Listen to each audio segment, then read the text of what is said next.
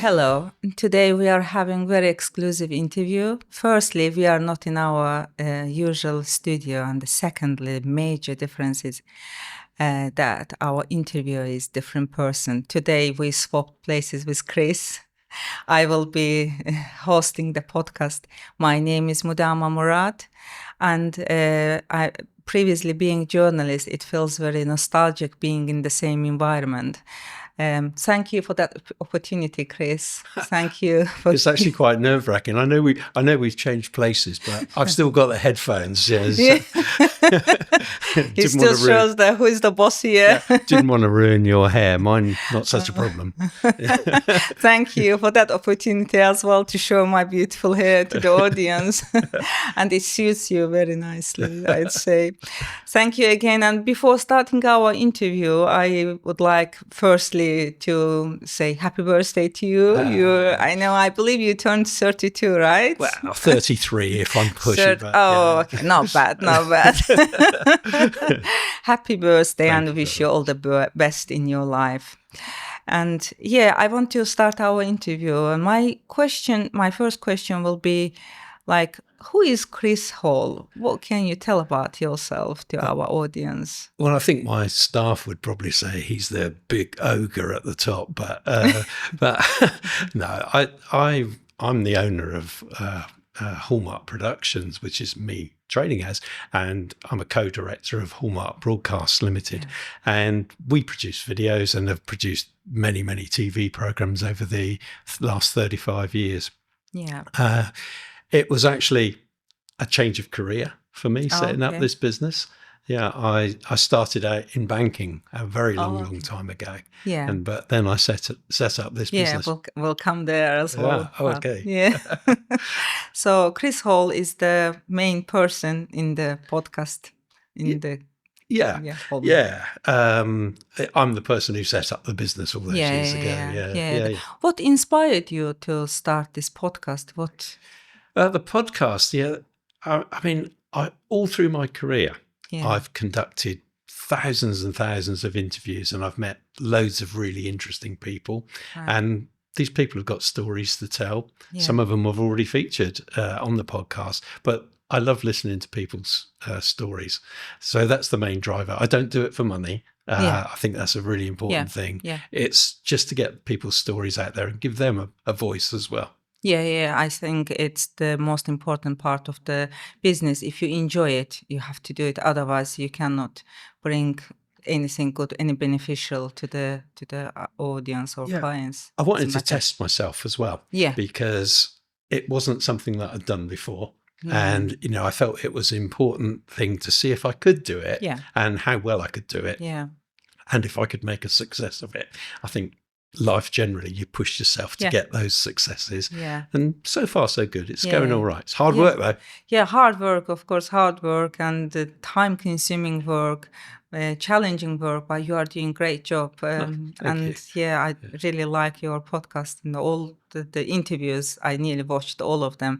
And as I said, I nearly watched all the interviews and I saw your guests. They are completely different from the different background, different social status and everything. How do you find your heroes, let's say, for the interview? Yeah, it's very difficult. It's, again, a lot of hard work researching, finding the guests. Yeah. Some people have been recommended to me by others that have watched the podcast. I started out with Taz Qureshi, who was a cancer surgeon, and his story of going into Gaza. Yeah. And Taz I've known for a few years. Tad led me on to Rob Eaton, who's a friend of his. And then I went to Gary Taphouse, who was a football commentator who started out with us as a commentator when he was still at uni. So I went through my backlog of people that I've worked with before, and also then, as I said, it's led on to other people. And now we're very keen for people to come and approach us. Yeah. You and I had an interesting meet out of nowhere, didn't we? Yeah. It was like, out of the blue. Yeah, that's right. But it turned out very nice. Yeah, and if, let's say, if someone asked me what's the most precious thing in this life, I would say it's time, because we cannot reverse it back. Time is very precious. So, and today you see the social media, lots of podcasts around us, and it's all packed in our daily life. We just keep scrolling down our phones, and we get lots of information there. My question is, why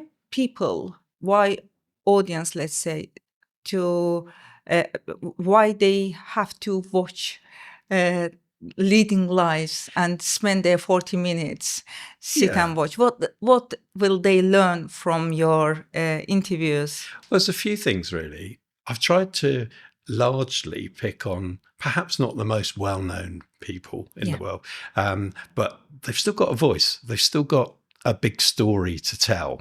And they're very interesting people. I think every one that I've had on so far, I can genuinely say I've sat there and I've learned from them. And they've all had good stories to tell, yourself included. Your podcast as well, about your journey from Azerbaijan. It was great, you know. And so it's educated me. And if it educates me, and I'm tough to please, you know, then hopefully anybody listening feels it's worth about 40 minutes of their time. It's 40 minutes for a reason, by the way, because some people have said to me, oh, isn't that a bit long? It's because of the average journey and commute time is about 40 minutes. So while you're in the car, you can switch it on Spotify or Apple Music, or Apple Podcasts, and have a listen. And but getting people's stories out there is very important, I think. Yeah, definitely. So I always listen to the podcast. Sorry, I cannot see your handsome face every time. I just put my AirPods on while I'm on the journey of walking I look much better like that. Yeah, I know. In the real life, you look much better. So don't worry. I have that privilege. I try and ask brave questions too, and I think that's important because it's very easy to churn out the run-of-the-mill same questions that everybody else would ask. But I try and think, actually, am I really going to push it and ask this question and take people outside of their comfort zones? And bearing in mind that these people aren't used to being in a studio and on camera. So it's something new for them as well, challenging and interesting. Yeah. Thank you. And nowadays, as I said, it's very popular, let's say, trendy to be on social media. And now we see lots of young generation joining in the podcast business. Would you advise them firstly? And if you had the chance to say something for them, what would be? It's a lot of hard work. People, you can do it very simply. Just pick a subject that you either have some knowledge about or you want to have knowledge about by having your guests in. Give people information, give people what they might want to hear, make it varied, as we've already said, and try and keep it moving at a pace.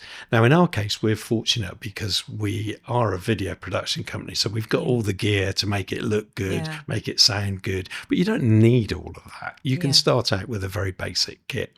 And, you know, and so keep it simple, but the hard work is in getting the subject, the guests, and also finding the market. And that's the toughest thing of all. And it was just good that you mentioned that they can start from a small, then gradually build up, because most of them think, if I don't have enough equipment, I cannot record good videos. But the main thing to find a good subject instead of just focusing on the technical part as well. So I think it's very good suggestion. And another thing you mentioned about ads, how do you deal to be in the market?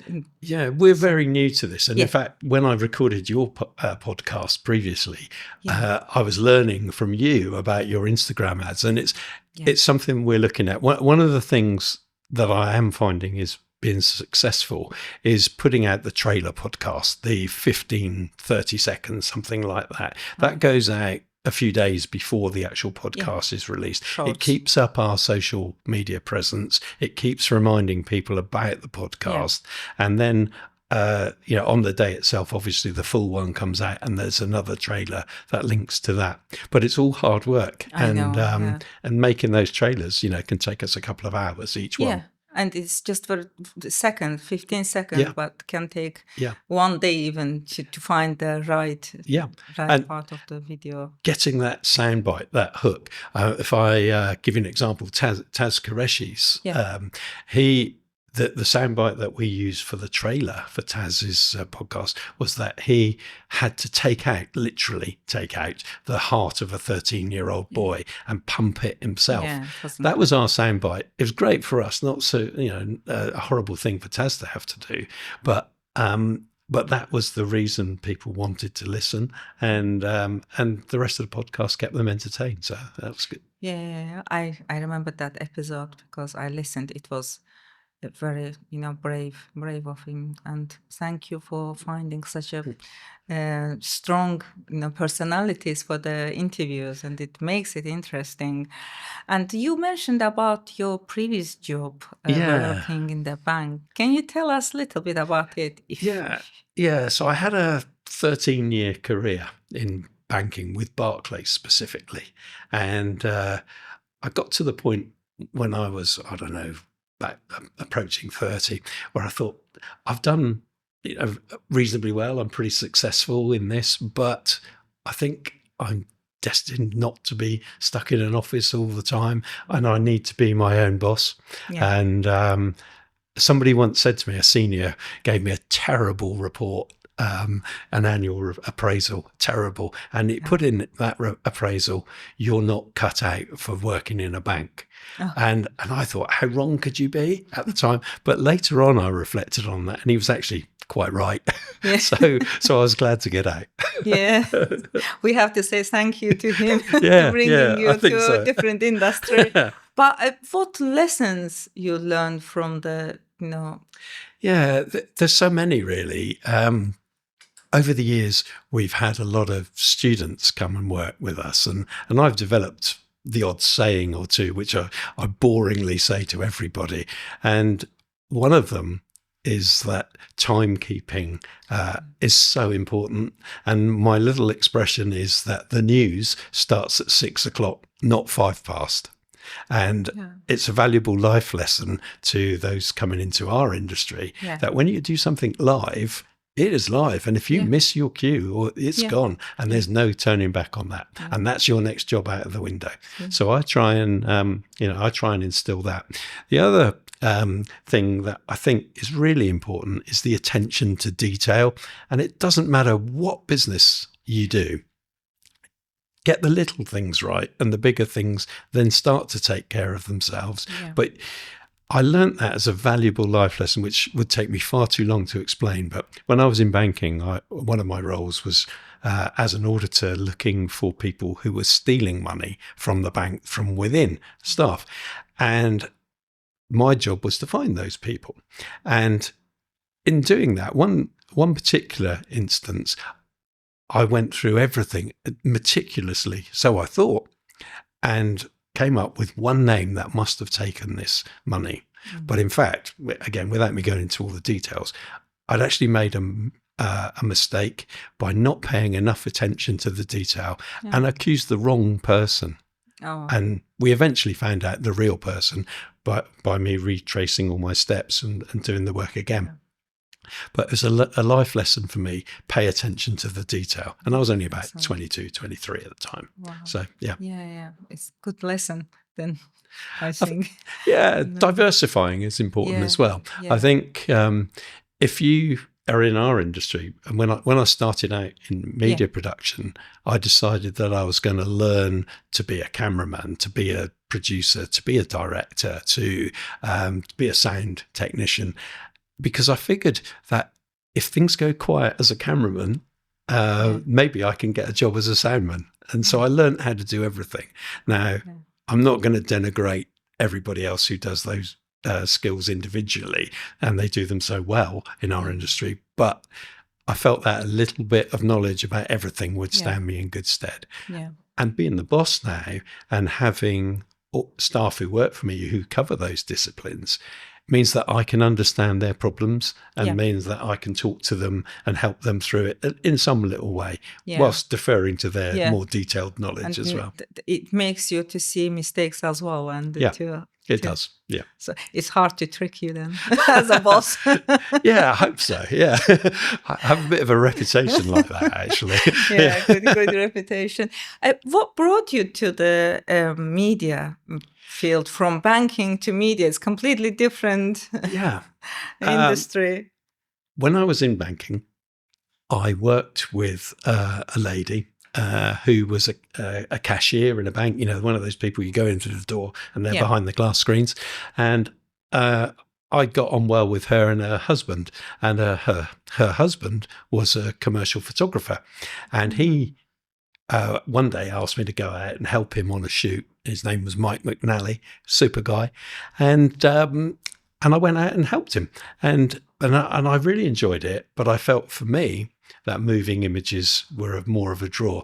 And as I practiced doing that, and I spent my holidays going to TV studios and learning, as I developed more and more knowledge, that I decided that was the career that I wanted to follow. Okay, so you had that passion. I didn't know I had it, but it's good that you found it. Yeah. So everything happens for a reason. So you met that guy who helped you. That's true. Yeah. To discover yourself, your ability. Yeah. I'm not sure all my clients are glad that they found me, but hey, there you go. All right. I would like to know what makes Chris happy in this life. Yeah. What do you enjoy most in a daily basis, let's say? And are you happy? Yeah. I love what I do. I've been doing it a very long time now, but I suppose the older I get, the more grumpy I get. I think it's allowed when you're It's life. Everyone gets grumpy.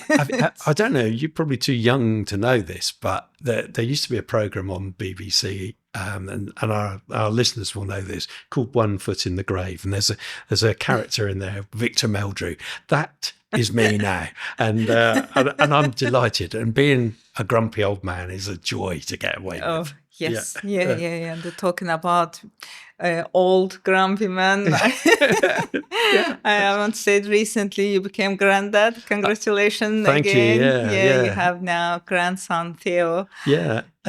How do you find it?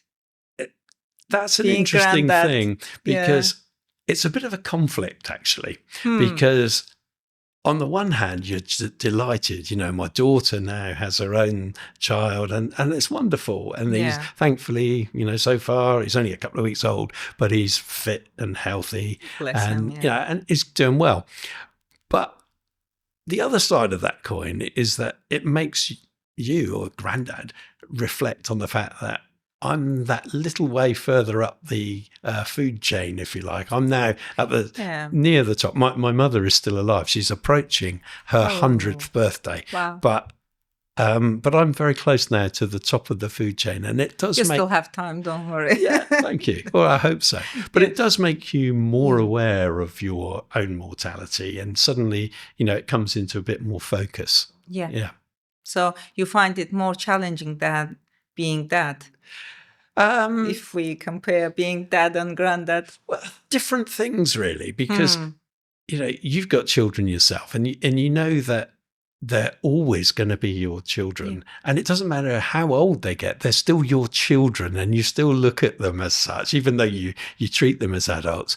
And you still feel responsibility, or you want to help them with their problems and share in the good things in their life. And just because, my son's now in his 30s and my daughter's in her 20s, and I've got a younger daughter as well, of course, it doesn't mean that the issues go away. They're just different ones. And it's good being a dad too. Oh, good. Yeah. But in our country, says this the phrase that the best investment for the person is having grandchild. It's the best investment. I don't know why they say it. Why they look at it as an investment. It means that it's you have done something good in life, and you achieved to that position that you have grandchildren as well. So not everyone achieves it. You should be proud of yourself. So look, looking at that.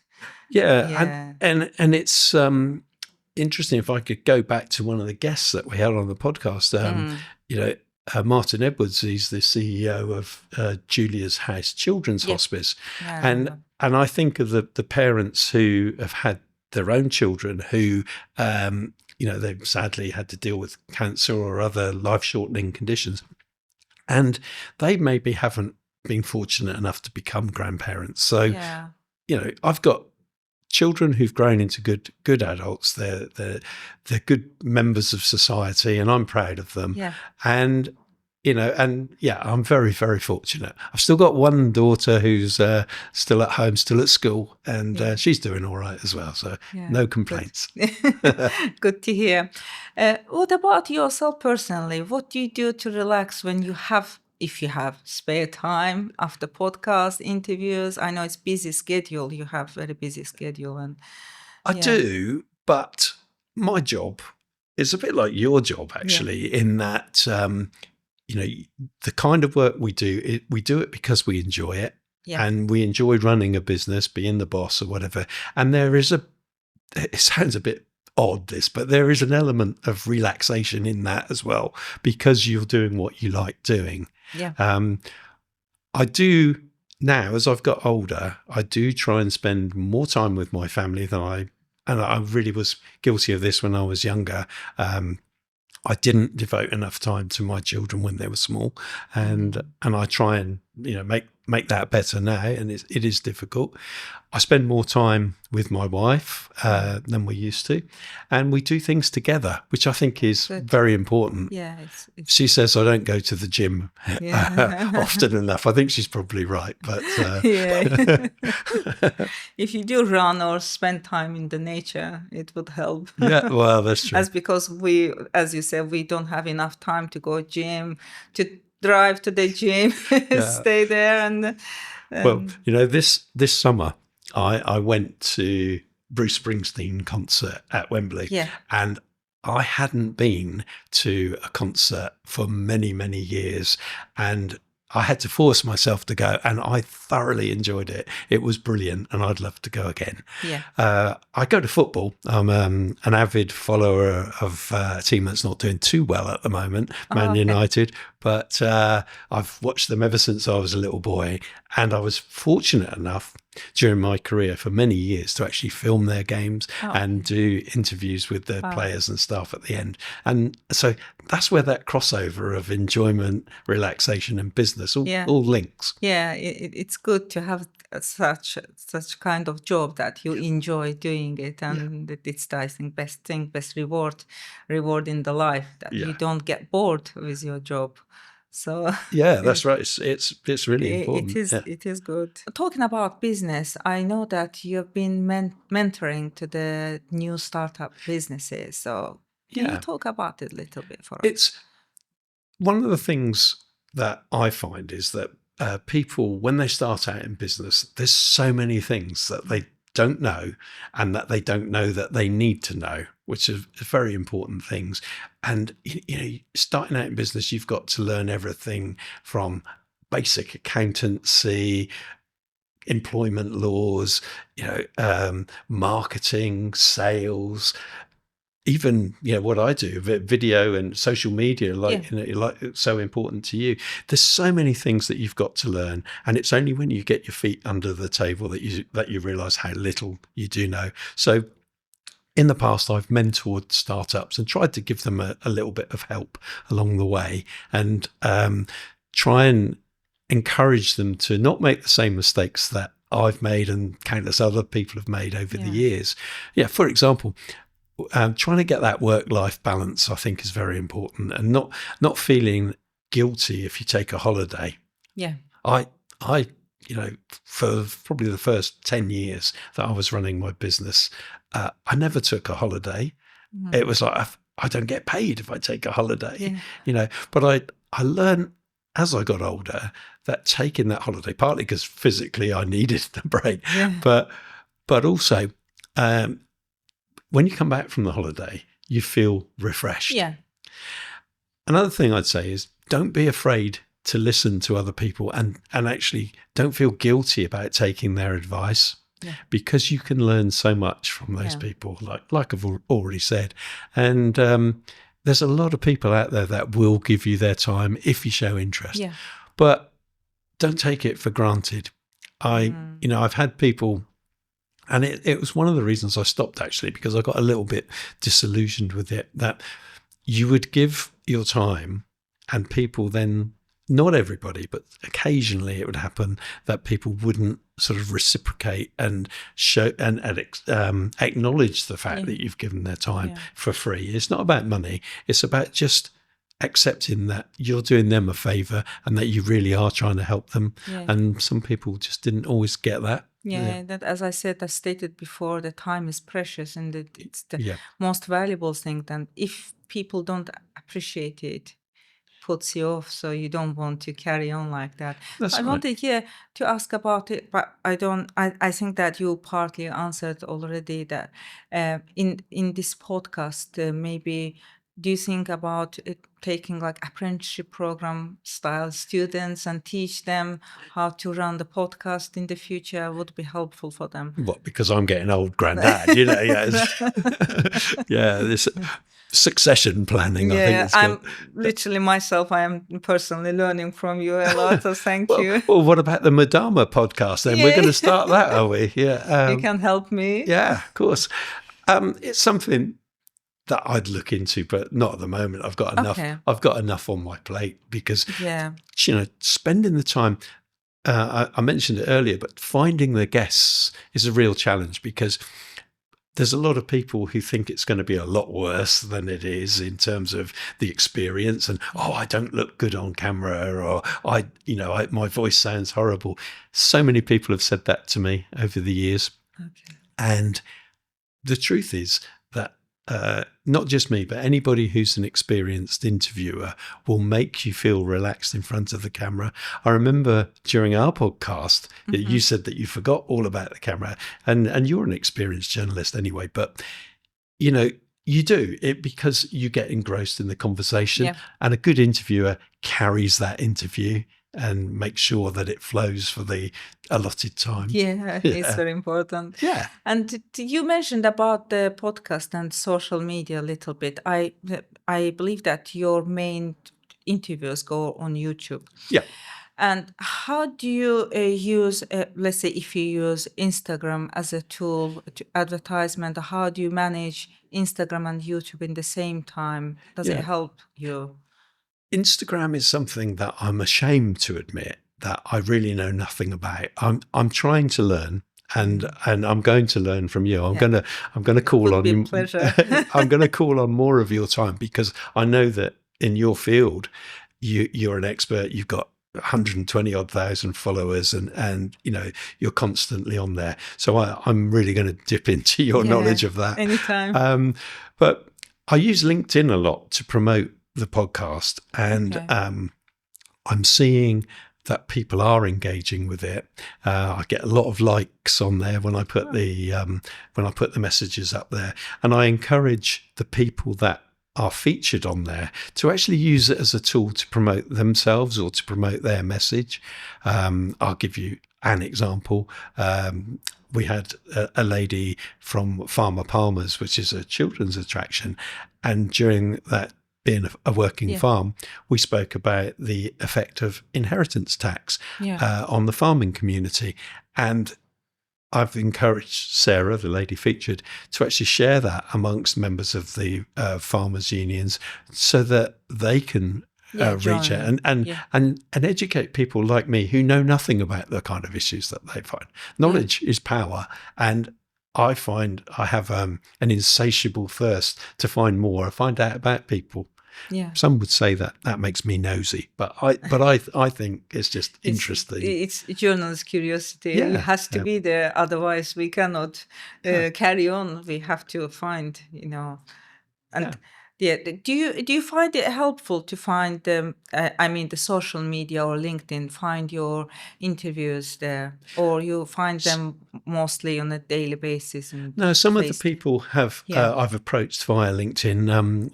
One of the guys was the mayor of Poole, and No, actually, sorry, I'm stand corrected. He was introduced by a previous guest, but Claire Salerno, who I know Claire's podcast was a particular favourite of yours. Yes. And Claire, I met via LinkedIn, and I invited her on, and she was brilliant. She was so fun. And so I agree. I totally agree. Yeah. All your guests are brilliant, and they have different stories to tell to the audience. That I think that's the main character of your podcast that makes it different from others. That every week we see different personalities, different life stories, different people and the heroes in front of us. So every week we are waiting for something new.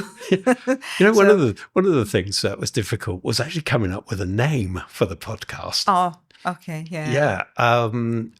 I spent ages. I mean, hours and hours sat down thinking. Genius name, I'd say. Well, thanks. It's really nice. Yeah. It just suddenly flashed up there as like, because the sort of person I am, I like to play on words and words having double meanings. I know, I see.